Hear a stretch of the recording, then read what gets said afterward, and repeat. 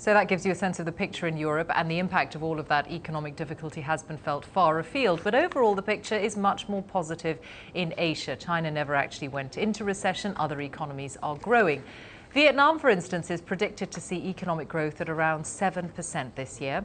Traditionally, it's been a producer of low-cost shoes and clothes and also agricultural goods, but it's now moving into higher profit industries like electronics. It's one of the economies now becoming known as the civets. That's Colombia, Indonesia, Vietnam, Egypt, Turkey and South Africa. All of them have growing populations, good economic prospects and relative political stability. Well, with me now is an expert on the Vietnamese economy, David Cadarache from Mekong Securities in Ho Chi Minh City. Thanks for stopping by while you're here in London. Where would you say the brightest prospects for Vietnam lie economically?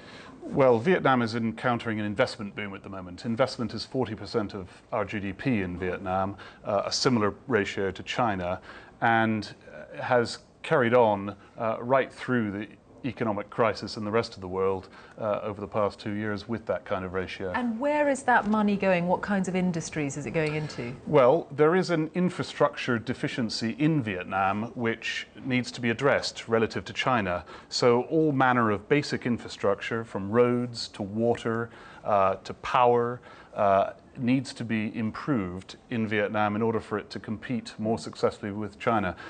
We are very competitive on a labor cost basis with China. Our basic labor cost is maybe a third or even a quarter of China's, but we are inadequate on the logistics front. So even if, for instance, we've been reporting the factories in southern China that have been experiencing a lot of labor unrest, even though wages are lower in Vietnam, to move a factory like that to Vietnam is very difficult. It is, because labor costs are not the only thing in international investors' minds when they move.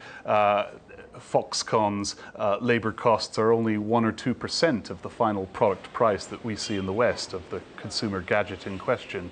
But they are important, and in order for Vietnam to benefit from the so-called China plus one policy of multinationals, we need to make sure that infrastructure is sufficient. We're talking about a very tightly politically controlled state, controlled by the Communist Party. To what extent does that have an impact on economic growth? It's difficult for us to say that the impact of one-party state is negative to the growth rate. Vietnam is growing at the third fastest pace in Asia right now, behind a one-party state in China and a democracy in India. We are number 3 in growth over the past 10 years.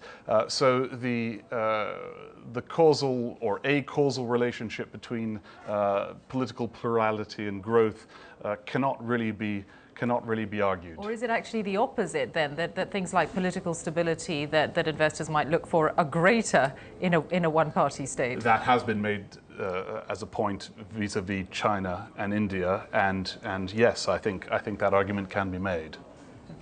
Well, David Cadarache, thanks very much for stopping by while you're here, and we look forward to talking more perhaps in the future about Vietnam. Thank you very much, Michelle.